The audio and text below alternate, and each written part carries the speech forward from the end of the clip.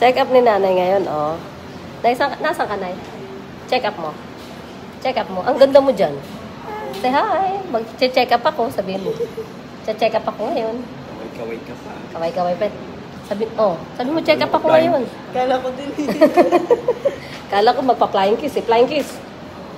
Flying kiss ka daw na. Yan. Ayaw. May episode siya eh. Pero check up niya ngayon. Ito yung kanyang, bodyguard. Nurse.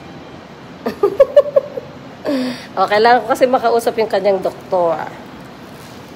Dahil, hindi ko alam kung ano na. Kung grade 1 na o grade 2 na yung progress. Punta kay tayo kay sa kamukha ni tatay.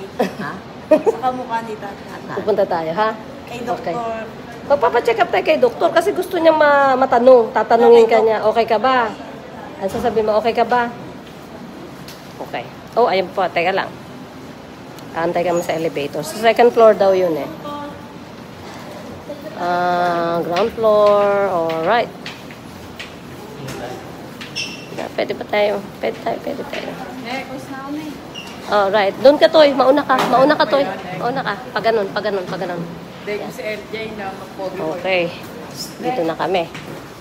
Alright. Oops.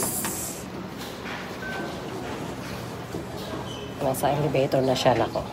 Hindi ko alam kung anong mangyayari. Kung okay ba siya. Second floor. Ito na kami. Opo. Alright. Thank you! Yan. Saan yun? Hanapin natin. Tanong tayo.